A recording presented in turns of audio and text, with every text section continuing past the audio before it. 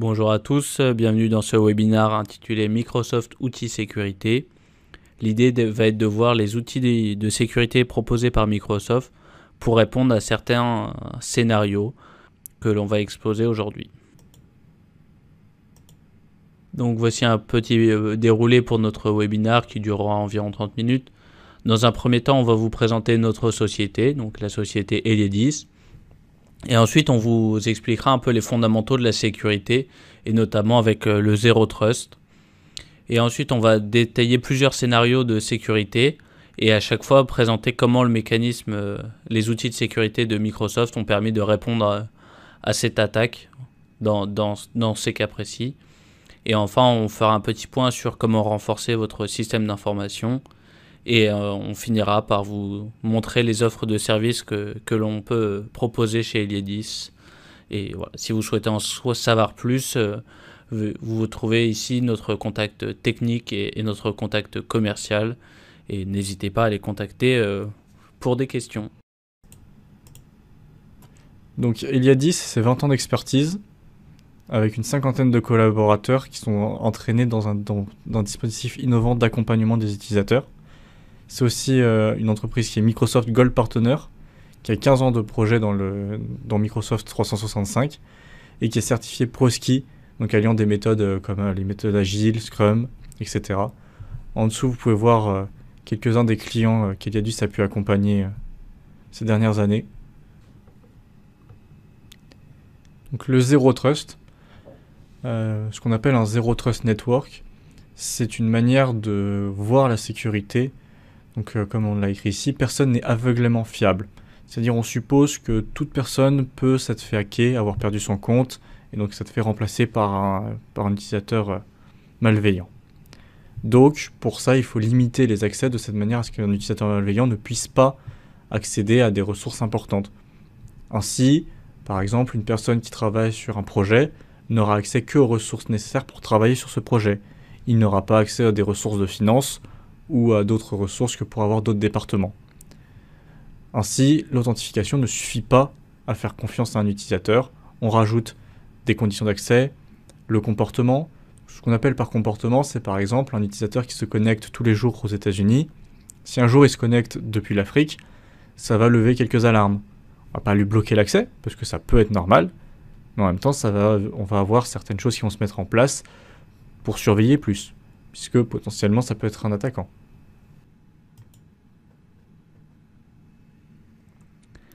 Et donc voilà, Microsoft propose une approche XDR pour la sécurité. Donc XDR, c'est pour Extended Detection and Response. L'idée va être de détecter en fait toutes les menaces et d'avoir une réponse adaptée à ce sujet. Alors pour répondre à ces menaces, en fait, avant il y avait EDR qui était pour Endpoint Detection and Response, qui en fait se basait sur une base de données des menaces au niveau de l'endpoint, donc du point de terminaison, et on avait des recommandations de sécurité sur cette machine en fonction des menaces qu'il a reçues. Maintenant, on est passé dans le XDR, c'est-à-dire qu'on va abroger les frontières de périmètre de détection et apporter de l'automatisation pour accélérer toutes les investigations et détecter les attaques les plus sophistiquées que l'on peut trouver. Donc ça va mettre en corrélation et analyser automatiquement les données de signal, de menaces, d'alerte, et tout ça à partir de l'environnement Microsoft 365. Donc aussi bien les points de terminaison que la messagerie, les applications ou les identités. Donc en fait c'est une intelligence artificielle qui va automatiser pour arrêter automatiquement les attaques et corriger les ressources affectées dans un état beaucoup plus sûr. Donc voilà, l'outil de Microsoft pour la défense, c'est Microsoft 365 Defender, qui va se décomposer en 4 sous-services: Defender for Identity, Defender for Office 365 et Defender for Endpoint, et enfin Defender for Cloud App. Donc l'idée, c'est que chacun de ces sous-services vont s'imbriquer et agir à différents endroits de la menace. Et voilà, l'idée va être que juste après, on va vous montrer des mécanismes, des scénarios d'attaque et expliquer à quel endroit, quelle sous-partie de ce service va agir. Mais voilà, si on prend l'idée d'un mail qui arrive avec en pièce jointe un fichier malveillant, un malware, par exemple, on va voir que dès qu'on va recevoir le mail, Office 365 va détecter qu'il y a une pièce jointe, la tester, déterminer si elle est dangereuse ou pas, et ensuite la mettre dans les spams ou pas. Si quand même le mail arrive parce qu'elle a réussi à traverser cette première barrière, Defender for Endpoint va prendre le relais et donc voir si l'appareil qui se connecte au réseau d'entreprise va subir des attaques. Il va détecter les vulnérabilités de ce périphérique et donc empêcher l'action d'un exécutable, par exemple, sur cet ordinateur. Enfin, si le hacker arrive à se connecter quand même à l'ordinateur, il va y avoir Defender for Identity qui va visualiser qu'il y a un comportement suspect.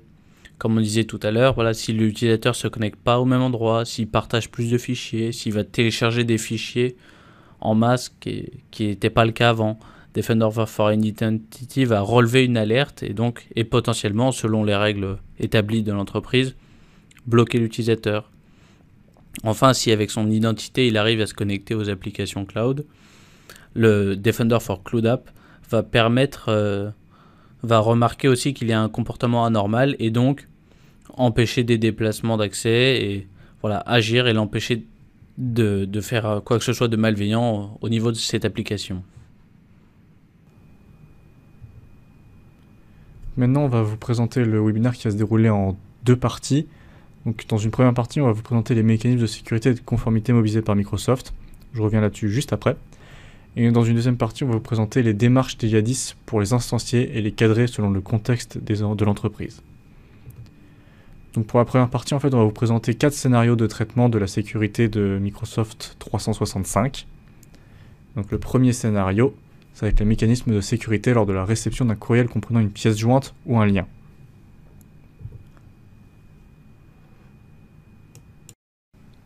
Donc, dans ce cas-là, on peut voir un courriel avec une pièce jointe et transmis au serveur de courriel SMTP. Donc, la première étape qui arrive, c'est l'outil de sécurité Exchange Online Protection.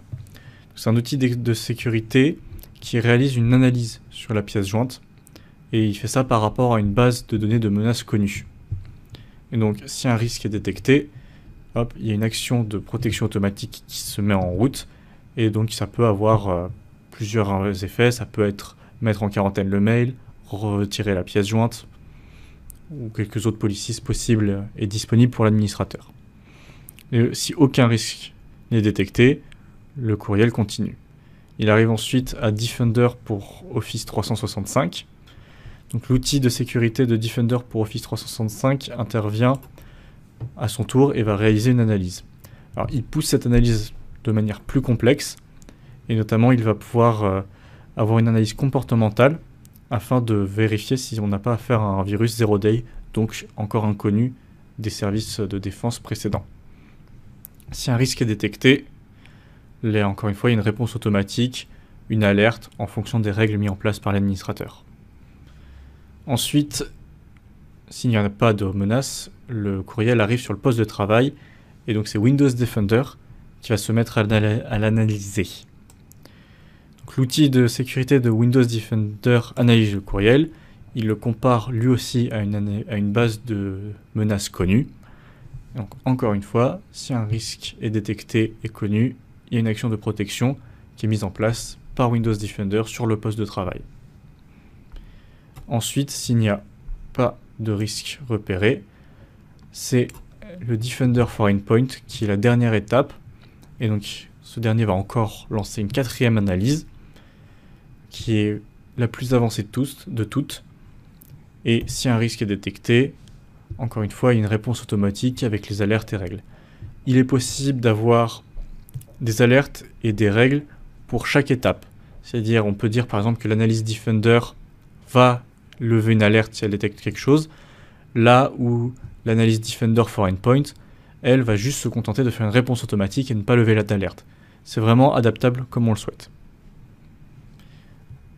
Et donc ensuite, une fois que toutes ces analyses sont passées et qu'aucun risque n'a été détecté, le courriel peut enfin arriver dans la boîte mail de l'utilisateur et être ouverte. Si chacun des outils de sécurité de Microsoft nécessite des configurations particulières, donc qui sont réalisées en contexte, et certains outils ont besoin de niveaux de licence spécifiques. Vous pouvez voir juste en dessous ces niveaux de licence. Donc voici quelques questions qui peuvent arriver assez souvent au sein de l'entreprise. Donc quelles sont les stratégies d'alerte et d'action de protection adéquates à mettre en place au sein de mon entreprise? Ai-je l'ensemble des outils pour agir, réagir et analyser les attaques? Comment optimiser mes outils existants afin d'assurer la meilleure protection possible? Les collaborateurs sont-ils suffisamment sensibilisés à la cybersécurité? Donc c'est des questions que l'entreprise doit se poser et sur lesquelles Eliadis peut conseiller et qui va vraiment dépendre du contexte de l'entreprise. Alors, dans ce cas-là, la quatrième question est particulièrement intéressante parce qu'on a une étude assez récente qui est arrivée sur les mails de phishing et on a pu voir que dans certains secteurs, on avait jusqu'à 80% de personnes qui cliquaient et téléchargeaient les pièces jointes de mails frauduleux. Donc c'est un point important parce que ça peut être une faille majeure de sécurité, surtout à une aussi large échelle. Et donc voilà un autre scénario, le scénario de vol d'identité. Et on va vous présenter le mécanisme de sécurité de Microsoft 365 dans ce cas-là. Donc notre voleur a réussi à dérober notre identité, donc notre identifiant et notre mot de passe, et va tenter de se connecter à Office 365 et donc sur notre Azure. Et au moment où il va essayer de se connecter, il peut être confronté à la première barrière qui va être l'authentification multifacteur et qui va permettre de contraindre l'utilisateur à s'identifier avec un autre moyen. Il va recevoir un code par SMS ou par mail. Et voilà, s'il y a un échec, la connexion lui sera refusée. Si jamais il arrive quand même à passer, on peut mettre un autre outil en place, l'accès conditionnel, qui va permettre de gérer l'accès en fonction de certaines règles. Et on pourra donc interdire ou limiter l'accès par rapport à certains cas de l'utilisateur. Donc il y a déjà une sécurité en plus. Bon, imaginons que l'utilisateur réussit à accéder quand même à Microsoft 365 par le cas de la décision 2 par exemple. Il va arriver donc dans notre cloud Microsoft 365. Et à ce niveau-là, ça va être Defender for Identity qui va analyser et alerter sur les comportements anormaux de l'utilisateur. Donc s'il y a des activités anormales, il y aura une alerte. Activité anormale qui aura lieu puisqu'il se connectera avec une fausse identité sur les applications cloud. Donc le Defender for Cloud App, c'est là qu'intervient la notion de XDR, va prendre en compte les informations de Defender Office 365, Defender for Endpoint, for Identity. Il va regrouper toutes ces informations, toutes ces alertes, les analyser et proposer une action de protection. Donc il va évaluer le niveau de risque et donc proposer une réponse directe à cette attaque. Encore une fois, voilà, toutes ces fonctionnalités correspondent à certains niveaux de licence, mais voilà, Microsoft 365 permet d'aller à ce niveau-là dans la protection des données. Encore une fois, voilà des questions qu'on a eues par retour d'expérience et que l'entreprise doit se poser et auxquelles nous, en tant que société de conseil, on pourra répondre à ces questions. Donc voilà, comment protéger au mieux les accès Microsoft 365, quelles seraient les configurations les plus pertinentes à mettre en place au sein de l'organisation, puisque chaque organisation a son architecture propre, sa manière de fonctionner propre, et on peut avoir la configuration la plus pertinente, qui ne sera pas la même d'une société à une autre. L'idée est de trouver la meilleure. Est-ce qu'on doit laisser l'ensemble des collaborateurs avoir la possibilité de se connecter dans n'importe quelle condition? Évidemment, puisqu'on a parlé du Zero Trust tout à l'heure, la réponse est non. L'idée est que chaque collaborateur va devoir avoir le privilège minimal, c'est-à-dire exactement ce qu'il a besoin, mais rien de plus. Et ensuite, comment identifier des connexions suspectes et les bloquer, quels vont être, entre guillemets, les comportements à risque, les comportements inhabituels. Par exemple, je sais pas, mais une commerciale qui va télécharger plein d'exécutables, ça peut poser question. Voilà, il y a des questions qu'on va se proposer en fonction des personnes propres. Je vais maintenant parler des mécanismes de sécurité lors des accès à des documents par des sources non habilitées et des tentatives de partage, involontaires ou non, de documents protégés. Donc, pour notre cas, on va pouvoir voir ici en rouge Jacques et en vert Marie. Donc, Jacques tente d'accéder à un document chiffré et sensible auquel il n'a pas les autorisations. Donc, des stratégies de l'Azure Information Protection arrivent et le bloquent parce qu'il n'est pas conforme et que ça lui refuse l'accès. Le document est illisible. Après, on peut imaginer un autre cas où cette fois-ci, on va dire que Marie, qui est la salariée du service comptabilité de l'entreprise, est en conversation avec un fournisseur sur Teams et elle va tenter de partager accidentellement un bilan de comptable interne au lieu d'une facture du fournisseur. Et donc quand elle le fait, cela échoue parce qu'il y a une protection de Data Loss Prevention qui a empêché la fuite de données. Pour que cette protection soit mise en place, il a fallu qu'au préalable, les policies aient été mis en place et que des étiquettes aient été appliquées sur les documents. Donc typiquement, là, on applique l'étiquette sensible, secret, aux fonctions de comment on désire les appeler. Et on dit il est impossible de les partager à l'extérieur. Cette protection permet de définir des règles par rapport aux mots-clés contenus dans un document. Donc au lieu de demander à l'utilisateur d'appliquer un tag disant c'est secret, le logiciel va regarder le document. Par exemple, dans ce cas-là, il va lire les mots confidentiels et comptables, et ça fait partie d'un dictionnaire de mots-clés que le Data Loss Prevention reconnaît durant l'analyse, et donc il y applique les règles d'alerte ou d'action qui ont été mises en place. Alors, par contre, chacun de ces outils nécessite des configurations particulières réalisées en contexte de l'entreprise, et pour certains de ces outils, des niveaux de licence spécifiques que vous pouvez voir juste en dessous.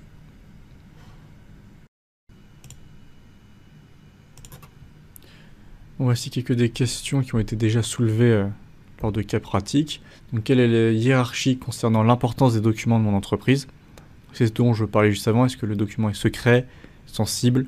Cela va définir à quel point on peut le partager à l'extérieur ou non. Comment contrôler qui accède aux informations essentielles pour mon activité et empêcher leur diffusion intentionnelle ou accidentelle? Mon entreprise est-elle conforme aux législations en vigueur concernant la gestion des documents? Cela peut dépendre des pays aussi. Comment protéger automatiquement des documents comportant des mots-clés, confidentiels, internes, Swift? Puis-je étiqueter simplement des documents pour les classifier? Les collaborateurs ont-ils conscience de l'importance capitale de certains documents et les niveaux de confidentialité et sécurité qui doivent être associés à ceux-ci?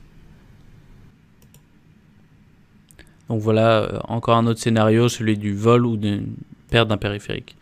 Donc voilà, partons du principe que c'est un vol, c'est-à-dire que le voleur va tenter d'accéder à mon périphérique et donc à mon système d'exploitation.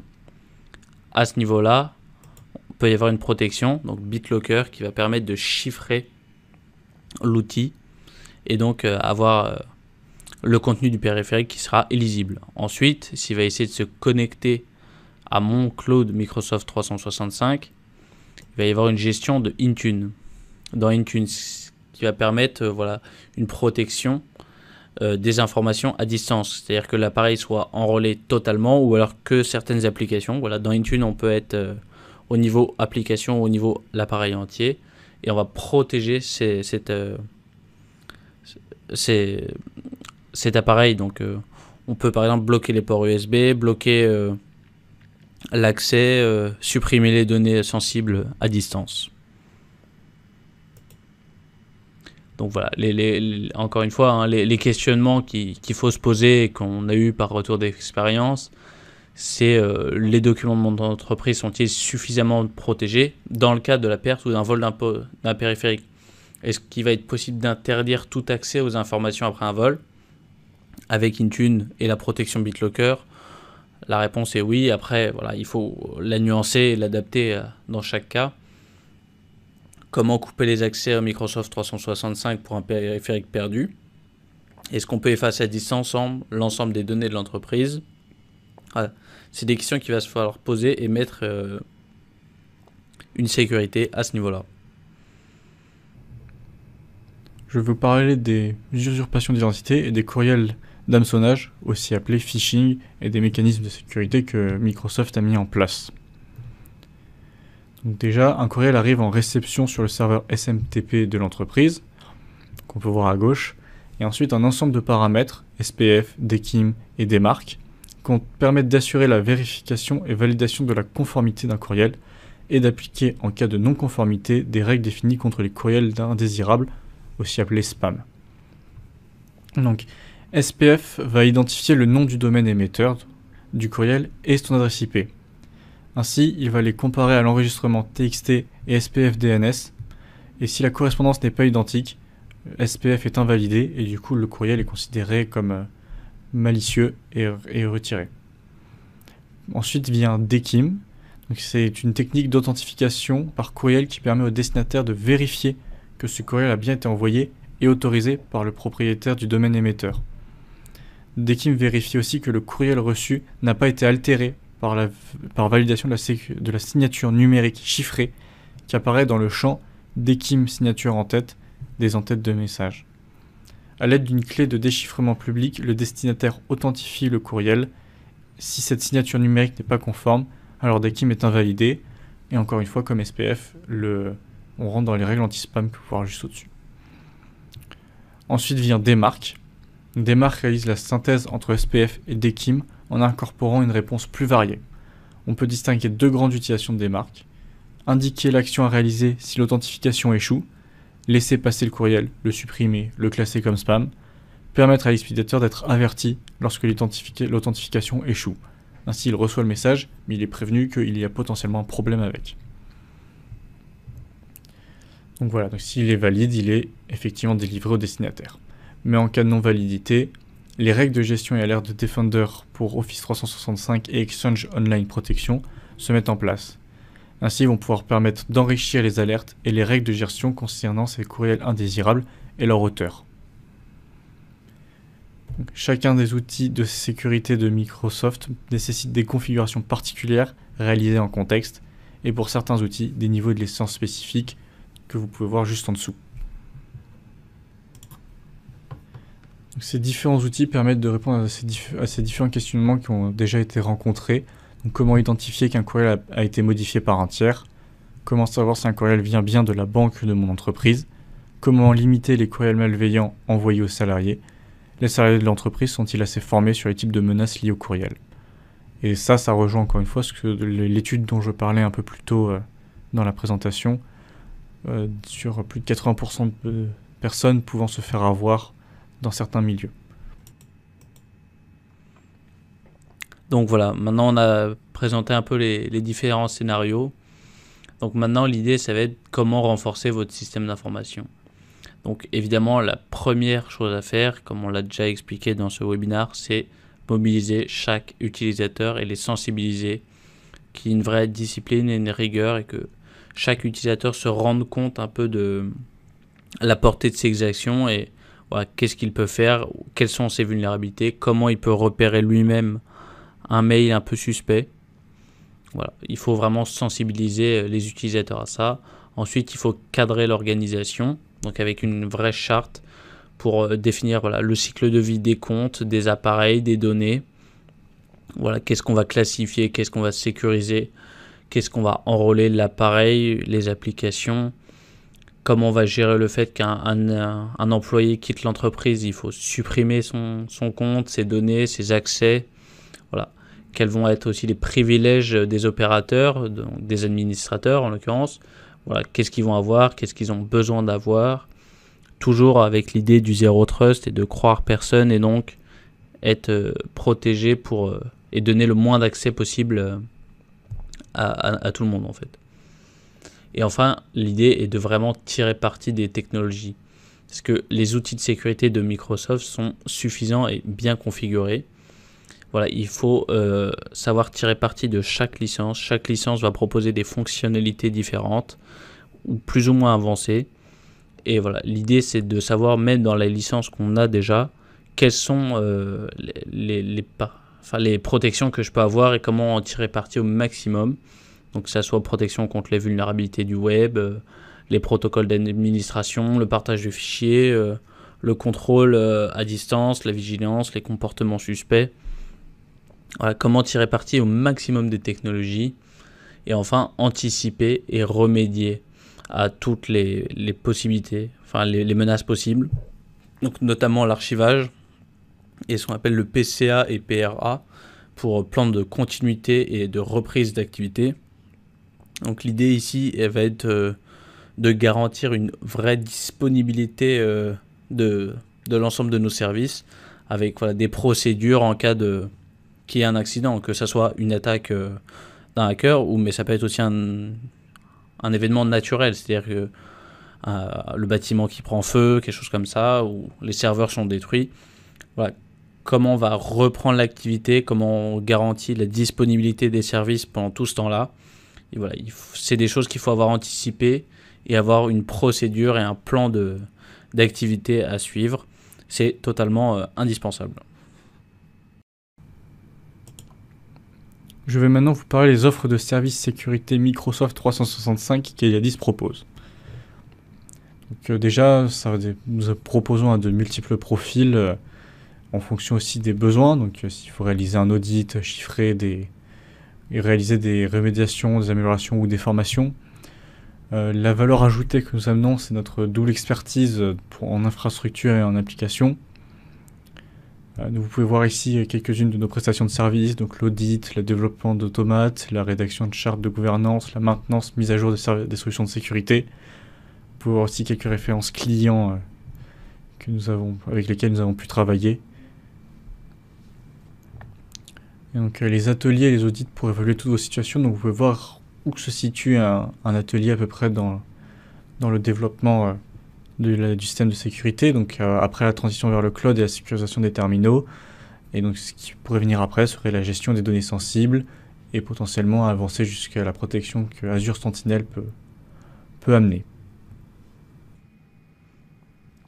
Et donc voilà, les ateliers, c'est des ateliers que nous on a réalisés avec Microsoft et qu'on peut refaire avec vous afin de vous identifier dans votre environnement cloud les risques, les failles qu'on trouve, de définir un plan d'action et en fonction de votre architecture, de votre cloud, de vos stratégies.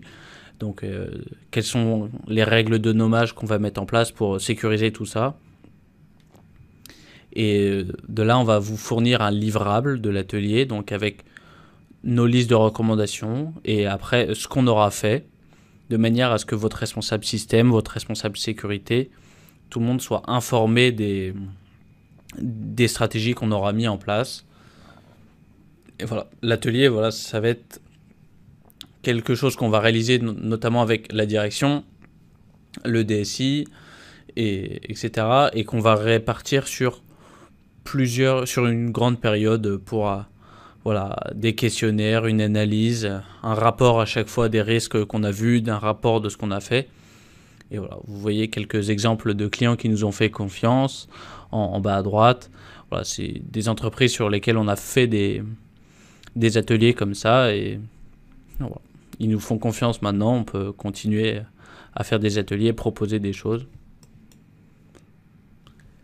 Et voilà, maintenant ce webinaire touche à sa fin, et donc j'espère que vous avez plein de questions, et si c'est le cas, vous pouvez contacter notre commerciale, Madame Sylvie Bertrand, dont les contacts s'affichent à l'écran. Et sinon, n'hésitez pas à aller faire un petit tour sur notre chaîne Webikeo pour assister à d'autres webinaires comme celui-ci qu'on aura fait d'un point de vue sécurité. Et enfin, sinon, on vous donne rendez-vous sur notre site Eliadis, donc eliadis.com, dans l'espace ressources pour bénéficier des dernières documentations. On essaye de mettre à jour des documentations, des livres blancs qu'on fait sur différents sujets. Voilà, n'hésitez pas à aller faire un tour ou de contacter directement les commerciaux de Eliadis. À bientôt.